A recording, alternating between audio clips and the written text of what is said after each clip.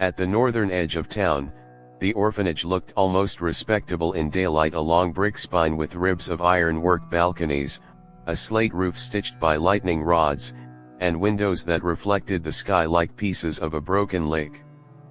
People hurried past it the way you pass a stray dog, carefully, pretending not to stare. The town had learned not to ask questions about the children who once lived there, or the staff who ran it.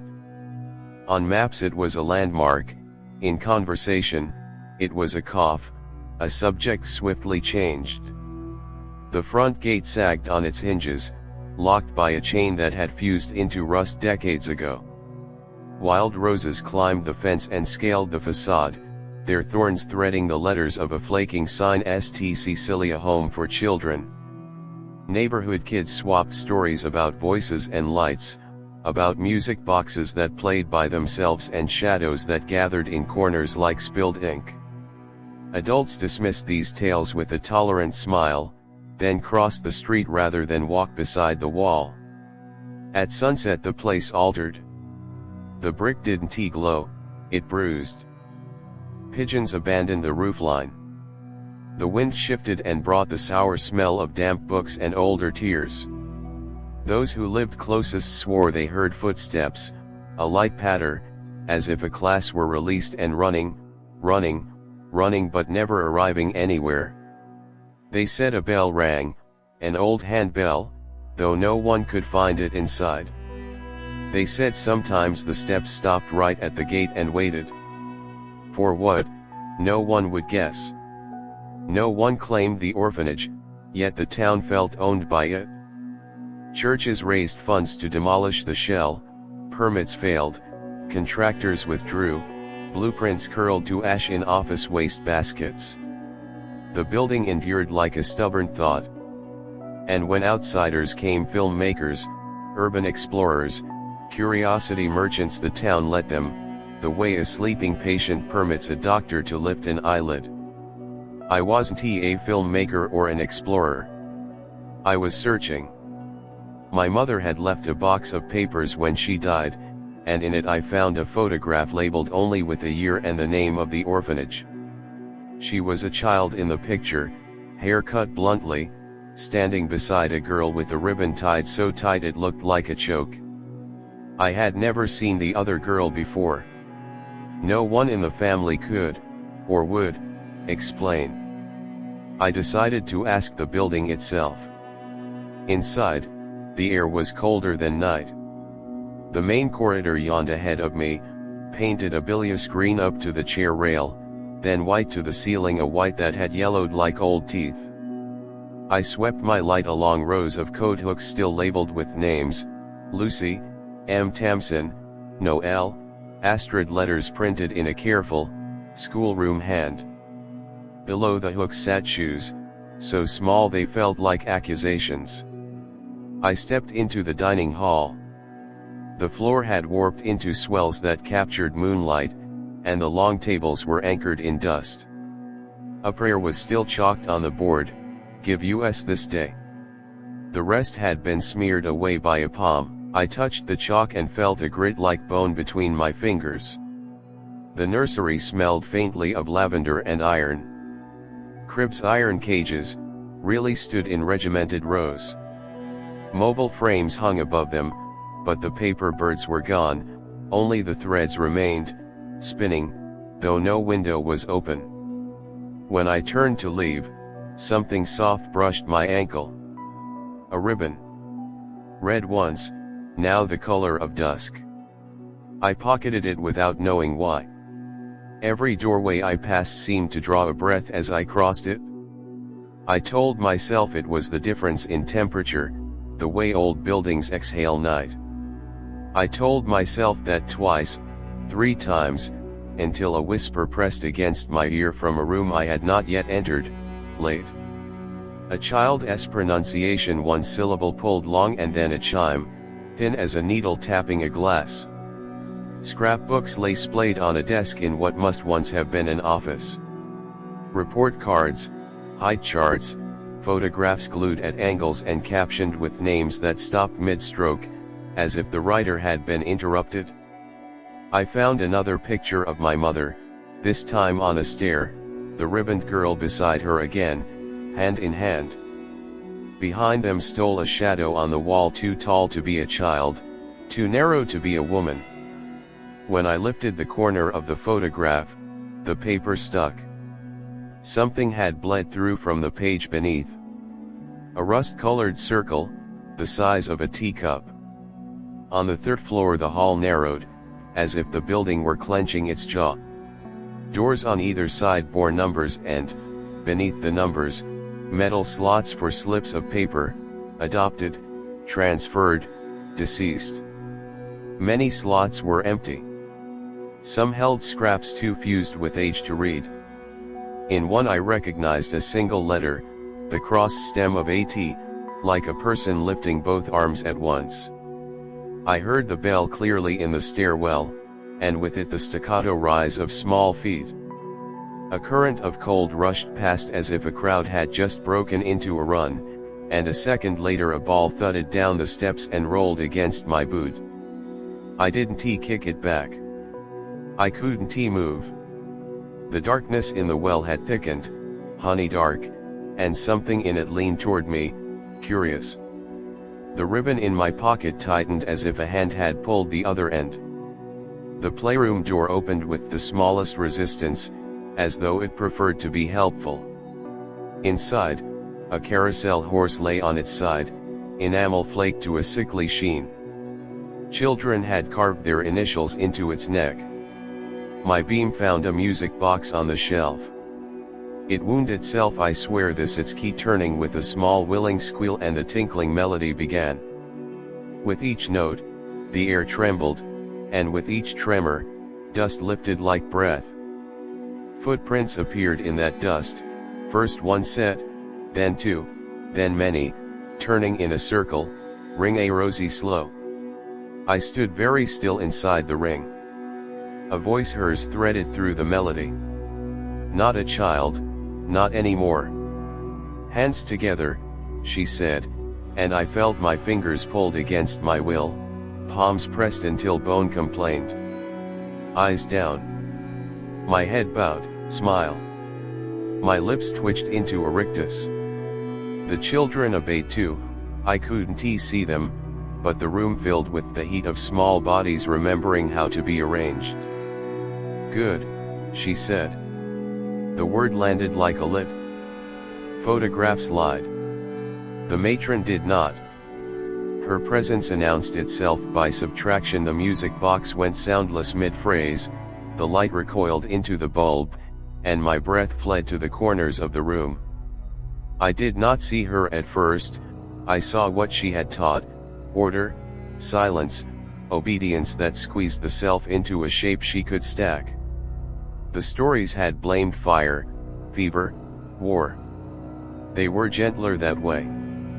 The truth, I learned, was a daily thing. A measured voice.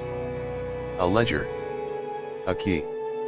When she finally stepped into the cone of my flashlight, she wore a dress too tight for breath and a collar that made her head look severed.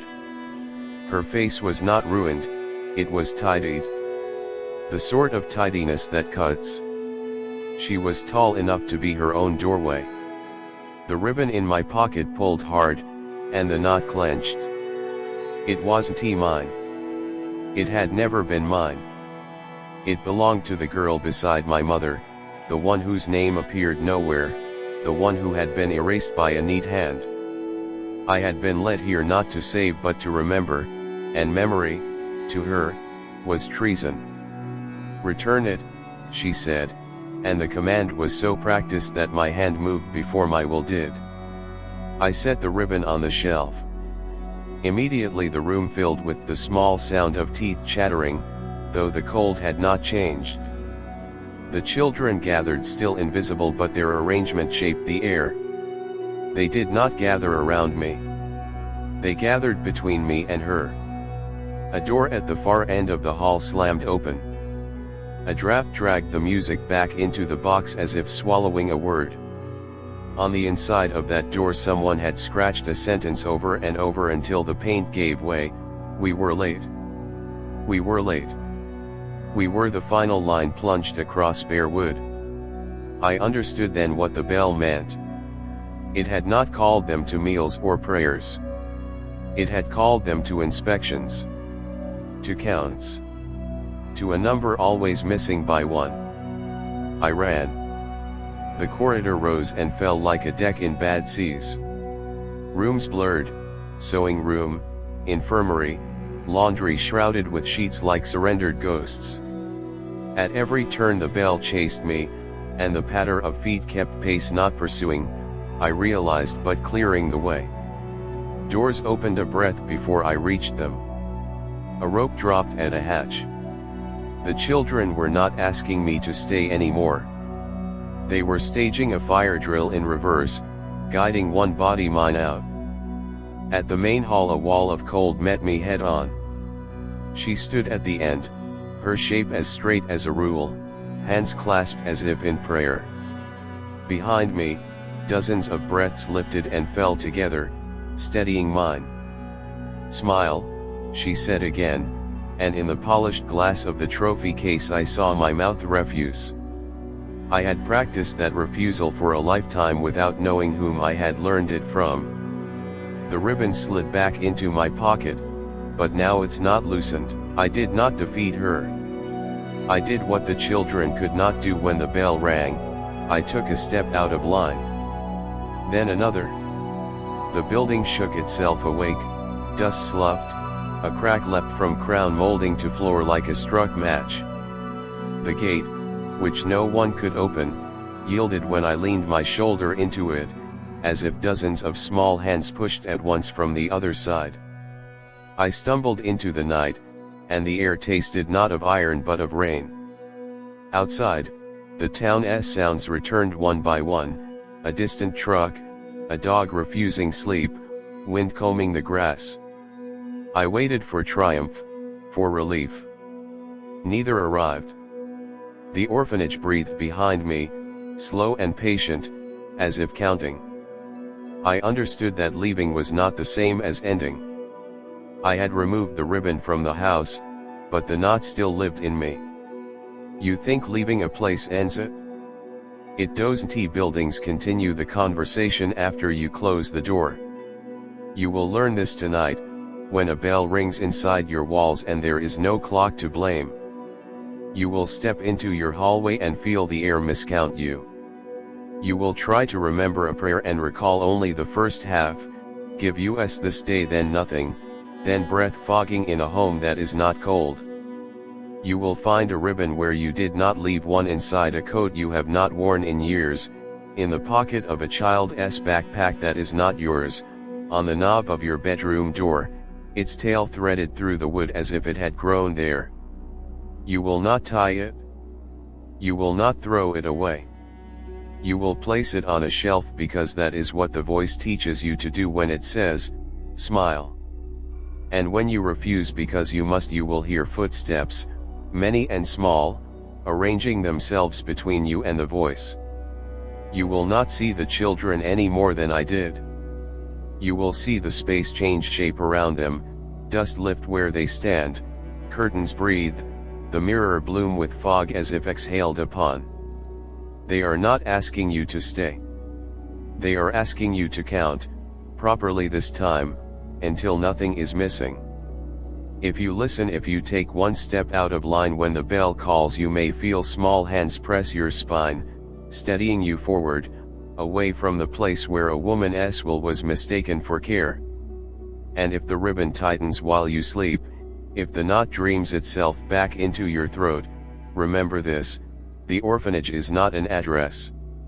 It is a rule obeyed without question. Break it.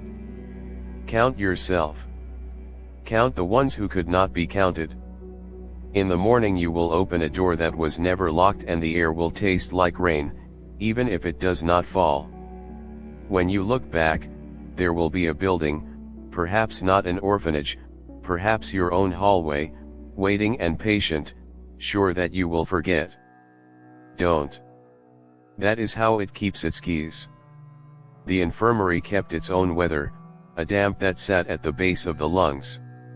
Charts still hung at the foot of each bed, filled with a round careful hand that left no room for questions. Someone had underlined a single word on every page, observe. I ran my thumb over one underline and felt the groove like a healed cut. The chapel was a mouth turned into stone. Benches faced a lectern scarred by decades of palms, and on the wall a painted saint held a book so blank it gleamed. Candles had guttered into wax stalagmites. Above the door, a motto in gold leaf still clung, order is love. The O had flaked away, leaving RDER is LVE. It was truer like that. In the basement the laundry vats yawned like empty fonts. A row of irons sat in a procession, cords severed, their black mouths ajar. On the wall, chalk lines marked heights in a descending staircase of years. The last line stopped at a shoulder level much too low to be mine. Beneath it, late, underlined twice. The infirmary kept its own weather, a damp that sat at the base of the lungs. Charts still hung at the foot of each bed, filled with a round careful hand that left no room for questions. Someone had underlined a single word on every page, observe. I ran my thumb over one underline and felt the groove like a healed cut. The chapel was a mouth turned into stone. Benches faced a lectern scarred by decades of palms, and on the wall a painted saint held a book so blank it gleamed. Candles had guttered into wax stalagmites. Above the door, a motto in gold leaf still clung, order is love. The O had flaked away, leaving RDER is LVE. It was truer like that. In the basement the laundry vats yawned like empty fonts. A row of irons sat in a procession, cords severed, their black mouths ajar. On the wall, chalk lines marked heights in a descending staircase of years. The last line stopped at a shoulder level much too low to be mine. Beneath it, late, underlined twice. The infirmary kept its own weather, a damp that sat at the base of the lungs. Charts still hung at the foot of each bed, filled with a round careful hand that left no room for questions. Someone had underlined a single word on every page, observe. I ran my thumb over one underline and felt the groove like a healed cut. The chapel was a mouth turned into stone. Benches faced a lectern scarred by decades of palms, and on the wall a painted saint held a book so blank it gleamed. Candles had guttered into wax stalagmites. Above the door, a motto in gold leaf still clung, order is love. The O had flaked away, leaving RDER is LVE. It was truer like that. In the basement the laundry vats yawned like empty fonts. A row of irons sat in a procession, cords severed, their black mouths ajar. On the wall, chalk lines marked heights in a descending staircase of years. The last line stopped at a shoulder level much too low to be mine. Beneath it, late, underlined twice. The infirmary kept its own weather, a damp that sat at the base of the lungs. Charts still hung at the foot of each bed, filled with a round careful hand that left no room for questions. Someone had underlined a single word on every page, observe. I ran my thumb over one underline and felt the groove like a healed cut.